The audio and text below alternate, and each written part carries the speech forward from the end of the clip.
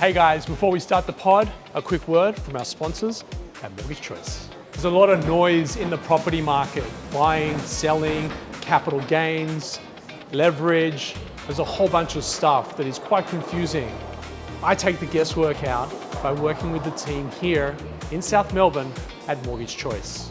I have worked personally with Paul and Ben at Mortgage Choice. They have been incredible to work with. They helped me with my own family home, and I recommend they help you with yours too. So there you have it, guys. I highly recommend you check out Mortgage Choice.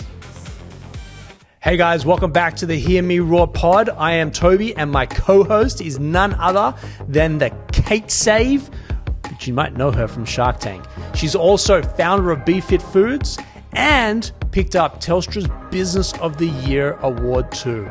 Kate? Well, Toby, you've got a super impressive CV, 25 years in global commercialisation experience, and you founded Creative Cubes, Australia's leading co-working space and real estate business. All right, let's get on with the pod. Hey, back on the pod, Toby. How are you? Really good. We've had some great guests as usual. God. Yeah. Oh my God, it just keeps getting bigger and better, and the I guess the wake of it, Yes. and the following and the growth and the comments and the shares and the energy, the insight. It's great. It really is great. So there's a couple of things, and I think I've shared this with you previously, but like our next guest coming on today actually is an expert in their field. But, you know, as an entrepreneur, growing up at the age that we grew up, so like in the 90s to the early 2000s, and sort of coming out as entrepreneurs and business leaders, like, I don't know about you, but I've formally been trained. Yeah. And I've been doing this now, you know, north of 26, 27 years. Yeah. But what I rely heavily on is actually my love for basketball and my knowledge of the sport. Mm. And with that knowledge of the sport and building team and camaraderie and sacrifice like playing time, to carry the jerseys, to sweep the floors, to sacrificing your body in the moment on the court or the field or the pitch, but to build business. Yeah. And I've used the fundamentals of basketball in my world to actually build the company. Yeah. And I've got my scorers, which are my sales guys or sales team, and I've got my defenders, which are the happiness team, which are here to make sure that everyone feels special and you know, we go out of our way to make them feel great about coming to work. But really, as an entrepreneur, I've never really been trained done or the educated. formal training. Exactly. I'm excited to get our next guest to tell us a little bit more about that and using those skills in leadership. Yeah. So Simon's had a fantastic career. I'm going to let him talk. Guys, we're going to throw to a quick break. We'll be back with Simon. Guys, I want to introduce you to Rise, a business cohort like no other. So what is the Rise Network?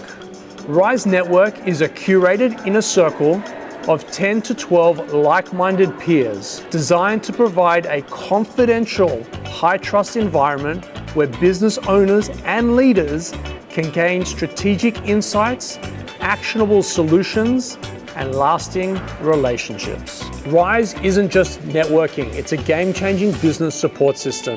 It has strategic problem solving built in, expert facilitation, actionable insights, long-term impact and authentic relationships, and it's based exclusively around high-trust cohorts. For your membership, you gain full access to Creative Cubes. That means you can drop in when you're on the run to use the meeting rooms, breakout spaces, or even just dock in for the day. We wanted to serve the underserved, the people that do need the help, do need the support, don't necessarily have the funds to be able to do it, and don't necessarily fit into one of these other organizations. And so that's where Rise kind of came from. So there you have it, guys. Go to werise.au, and I hope to see you at one of our cohorts soon.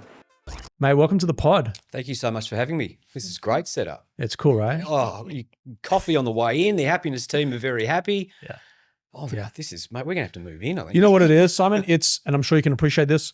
we're not here for a long time. Let's have a good time. Yeah. And that doesn't mean like let's be a nightclub and have a party, but actually let's just enjoy the moments. And for a lot of people, they're not necessarily stuck at their desk today because of technology. But they're in their work, and so we've worked really hard to create an environment that lifts people up. And lo and behold, they're doing like much bigger and better things for themselves because of the inspiration around them. Yeah, we spend most our hours of the week at work anyway. So That's right. we tend to know our colleagues better than we know our families half the time because we spend most of our time there. And we'll get to sort of readiness stuff in a sec, which is what we live and breathe and what we do. But yeah, your happiness and your connection and engagement at work just dictates so much of your overall holistic well-being as well outside of work. So yeah, having that connection and being excited to come to work, which you can see when you walk in here, is no brainer. Yeah. And Toby's alluded to in the quite a few episodes that it's actually only letting the right people in the door too. Yes. And that sort of, you can't just let everyone in, because if they're bringing the wrong energy, then one bad energy apple. givers and energy takers. Yeah. I think, and So yeah, in the property world, it's price taker or price setter. yeah. And so you want to set you want to give the energy. Simon, in the intro, we talked about sport. Do you want to just line us up with a bit about you and your background? Yeah. And then we'll talk about readiness. Yeah.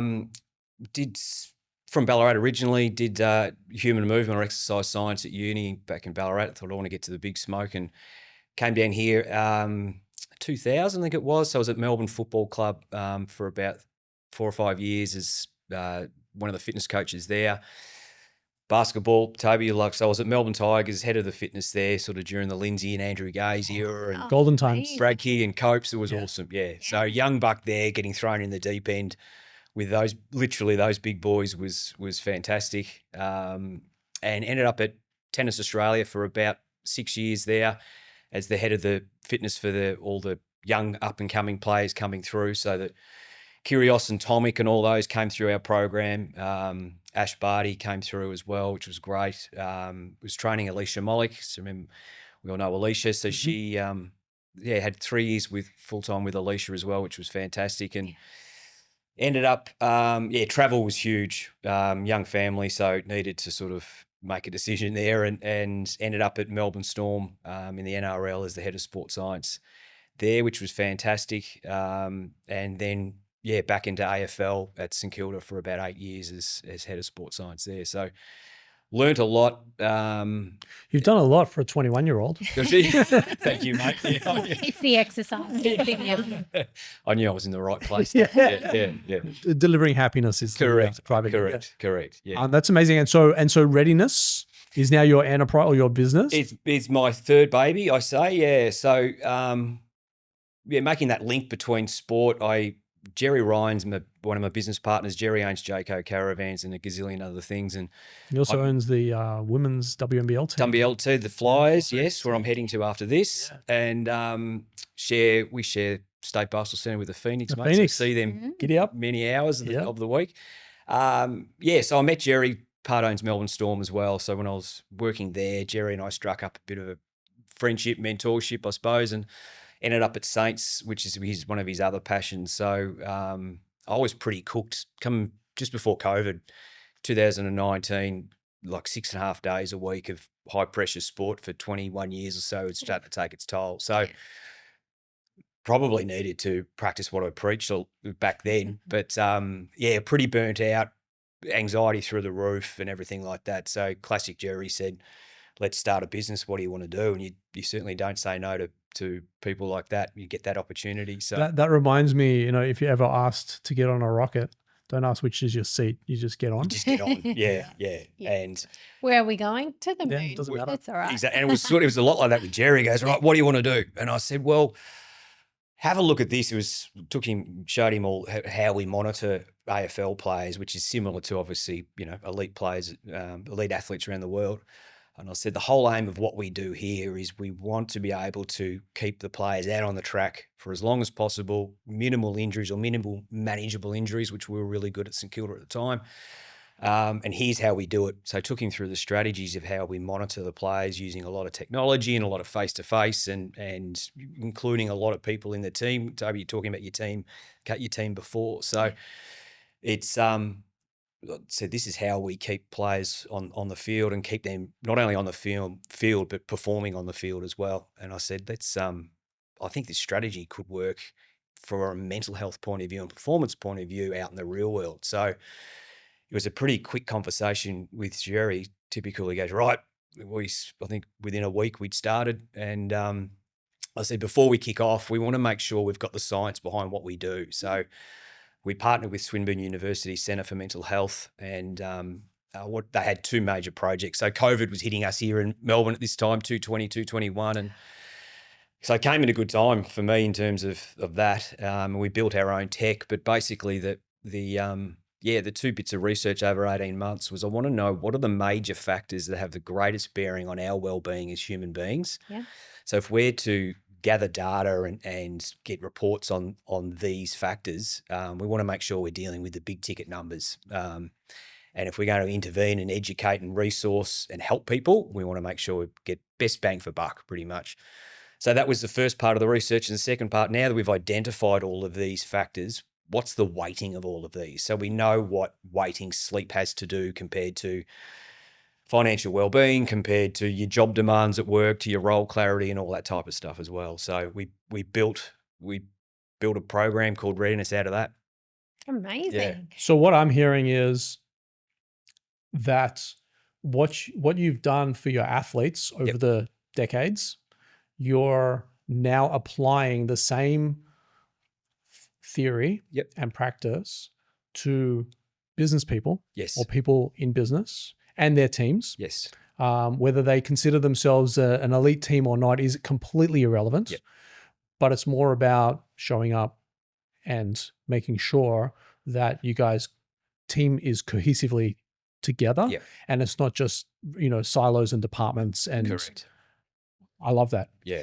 And I think the important part here is that kind of turning it inside out, that you've got all your personal lived experience that's now on the outside, and you're using that as well to help people with all of your experience. It's from like the one athletes. of those things. And to what you were saying before, like I had my formal training's all been from a physical point of view, and I've done a fair bit of mental health stuff since then through lived experience stuff as well. But yeah, as an entrepreneur, you need to obviously practice what you preach, but whatever you're starting, you need to have a passion for. And certainly in terms of businesses, it's about making sure you provide the right environment for your staff to be able to perform and care about your employees too. So being able to assess your employees and making sure that they've got a chance to check in and have a voice and have education and a lot of resources, and then that personal expert one-on-one help across all of these factors that we've had a look at. And what size organisations are you working with? Our smallest is 5. Our biggest is 1,500. Really diverse list of clients. We treat the human being. They just happen to be a lawyer, a plumber, a baker, a hairdresser, whatever. It's very. Some legislation has hit our shores. Victoria were actually the last to bring this legislation on in December last year. So it's psychosocial hazard legislation that's in. And the easiest way to explain it is it's pretty much, it's like you walk onto a building site and you've got your high vis on from a physical physical safety point of view. This is the mental health version of that. Yeah. So businesses now, regardless what type of business it is, how big the business is, businesses now have to abide by the legislation, which is basically enforcing that they have a safe, mentally healthy, safe environment for people to work in. Mm-hmm. And that was the first thing that sprung to mind when I walked in here is we might have to move offices, I think. Oh, yeah. It'd be fantastic. Oh, yeah. Yeah. I often bring my team along on these days that we're filming too, because they love being here. Yeah. It's amazing. And it screams, that culture screams out. Yeah. Yeah, thank you. Thank you. And I'd love to talk more about it, but this is about you, not about, not about us. Couple things. My daughter actually plays in APS sports on the weekends. Yep. And she's been playing touch footy. And my sister's actually used to be quite a competitive touch football player, and she met her husband playing touch footy. They played on a mixed team together.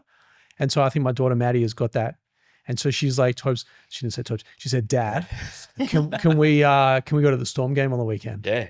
And you're not going to like this, but I said, if it's not raining, I'm happy to go to the game. Like, I'm happy to like embrace this, but we can't go for the Storm. I'm a Rooster. Oh, you're a Rooster. I grew up in Bondi. We have to be Roosters. She goes, that's okay, Dad. I was like, if we go, what's going to happen is Storm are going to get around us and we're going to get sucked in, just like the Victory, just like the Phoenix. Yep. You'll be dressed in purple soon, mate. Yeah, my family's all Storm. Yeah. I love it. Yeah. So it's a hard one. I actually gave up my passion for the Sydney Kings in exchange for the Southeast Melbourne Phoenix. That's good.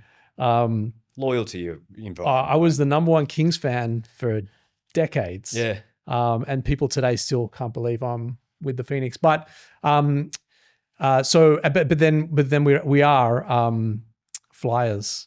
Yes. Huge Flyers fans. Beautiful. Good. Alice Kunick used to play for the Flyers, Yes. who's a good friend of mine. Yep. She's a friend of the pod. Yeah. She's been on before. I want to just dial it back because like I just needed to get the fact out that like, hey man, I love everything you're saying except the fact that I just can't support the Storm. Yeah.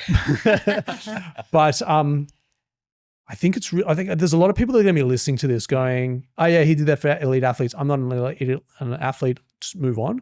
And actually I want to bring those people's ears back to this content where it is actually about the plumber, the builder, the hairdresser, the office worker, and psychological safety. And you touched very lightly on COVID.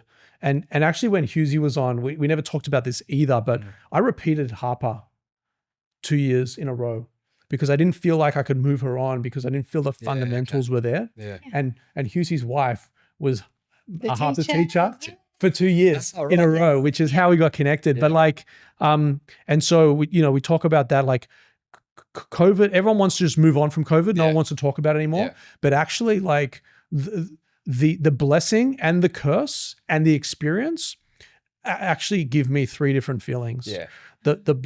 The curse was like, I don't know how my business is going to survive. I thrive on bringing people to spaces. And this premier goes, go to the office and you'll die. Go the other way. Yeah. Like, fuck, I'm done. I'm toasted. Yeah. But we're still here and growing. Yeah.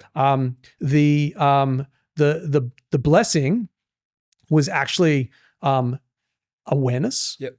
Awareness that it's okay not to be okay. Yep. And I know we've had Are You Okay days, and I feel like that's a bit of a poster child, and we've got great stuff happening. You know, Lululemon does a lot of stuff bringing around mental health. We should have someone from Lulu on the pod. And worlds like this, right?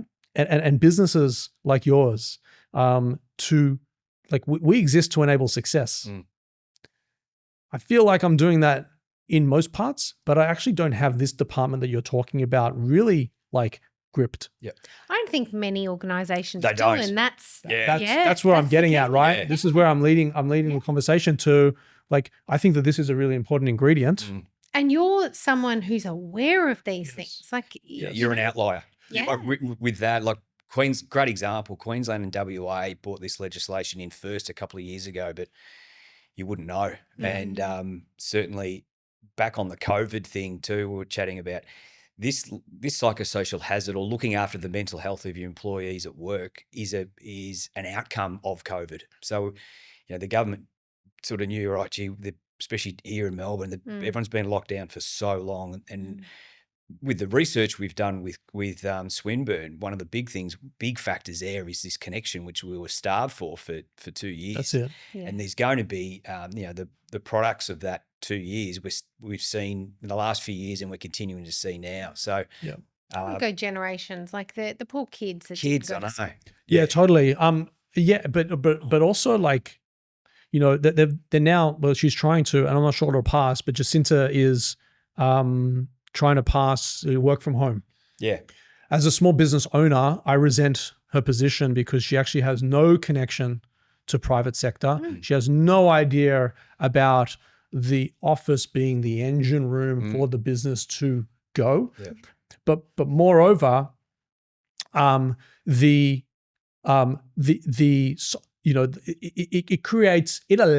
enables people to stay at home and become a little bit reclusive. Yes. And then their transition to a more responsibility, a bigger role, a leader, a this or that, it's starting to fray. And so what I love about your positioning is about trying to glue everything back together or stitch it back together ethically and responsibly so that you don't get laggers and you also don't get the people that are too far in front that they don't know what's going on with the team behind them, right? And I think this is really, really important. Well, that stands out to me with the working from home is people that are probably psychologically well actually want to be around other people because we know we get the best out of each other by each other's energy, those hallway conversations. Do you know what? Moreover, Kate, I've stopped looking at email on my phone or on my Mac when I'm in my house. Yeah.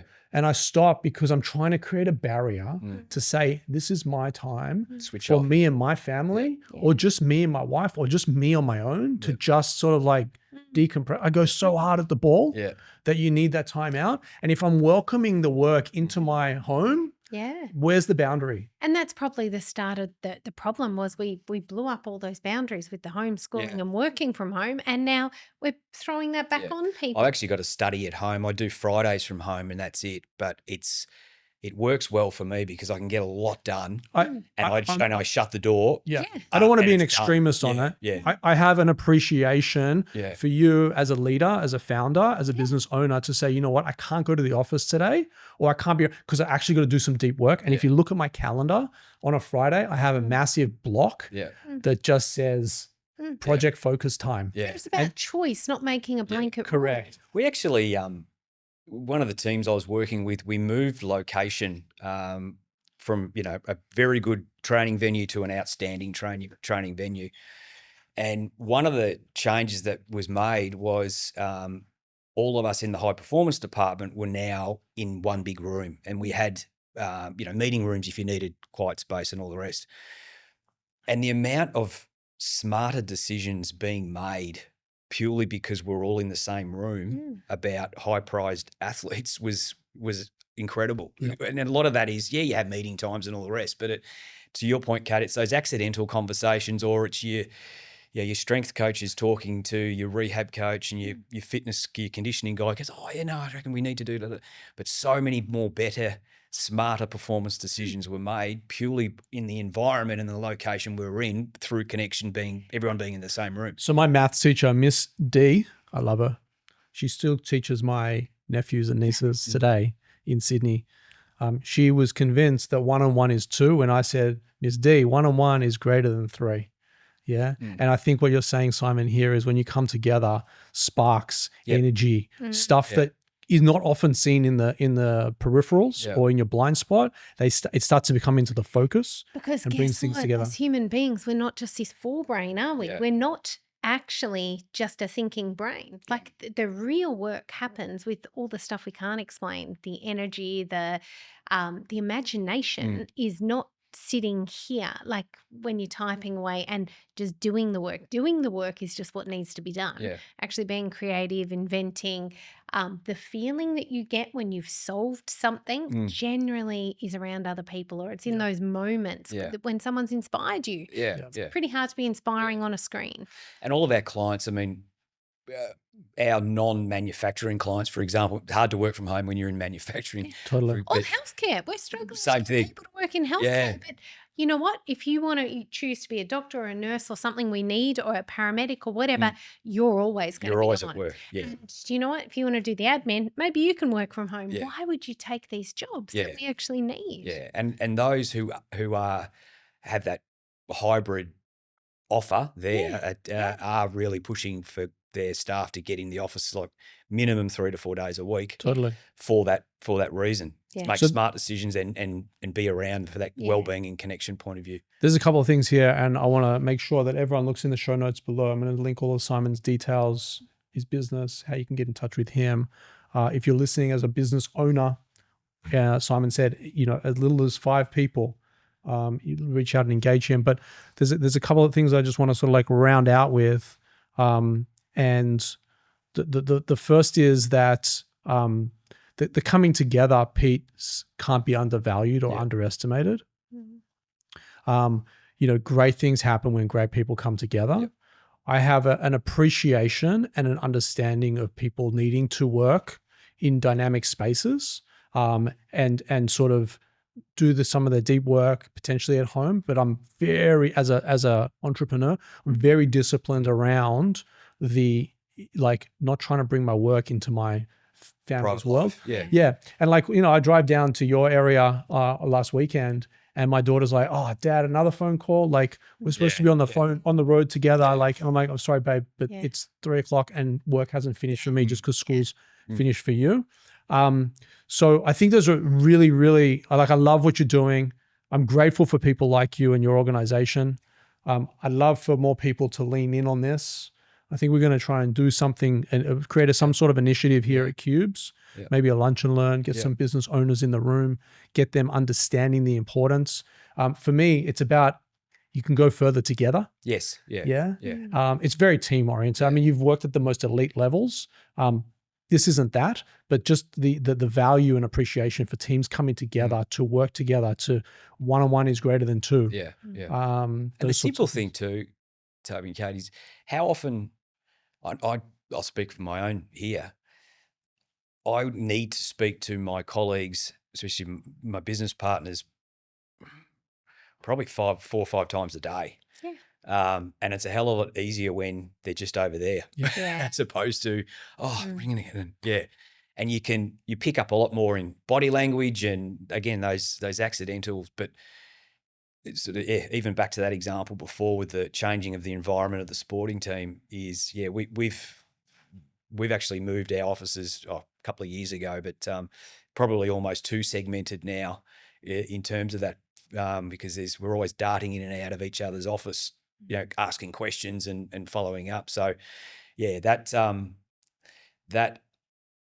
learning to be around each other, bouncing off each other, and from a wellbeing point of view, picking up the signs and symptoms, if not of mental health, because there's still, we talk about mental health stigma is still very much alive and well. It's getting better, but we need to keep working at that to break those barriers down, to say, there's no difference between you got a sore back or a sore knee versus that onset of anxiety, which can lead to greater things. One of the great things around improving mental health is it doesn't take much to help someone who's struggling a little bit with that. Fully agree. Yeah. I'm going to connect you to a friend of mine who's going to come on the pod soon, Josh Pitterman. He was the Phantom of the Opera. He was Phantom. Oh, right. He was the guy behind the mask. He was many years in the UK on, I don't know what they call it, Broadway over there, but whatever. I'm going to connect you with him because he does a lot of that stuff with some WAFL and AFL stars. Yep. He's actually meeting today with head of the team for Phoenix, head trainer for the Phoenix, Luke Vella. Oh, Lukey, yeah, I'm good mates with Luke. Yeah, so Josh is meeting with Luke today. Oh, right, yeah. So I want to connect you guys. I also made a promise to you, we'd be done, and you need to get to your 12:45. That's good, so that's fine. We're going to go throw to an ad break. We're going to let Simon get out of here, and we'll be back after this message from one of our great sponsors. Luna.co is a great place for you and your business to start off with phenomenal accounting and legal services. So if you're a startup or a scale-up looking for legal and finance support, or alternatively looking to raise capital, Luna.co is where you need to be starting off. Kate. So important, that information. And when you've got someone like Jerry Ryan backing him as well, like Jerry knows what's going on. He's worked with athletes, he's worked in business, he's a proven success. And if he knows that this is important, well, it's important.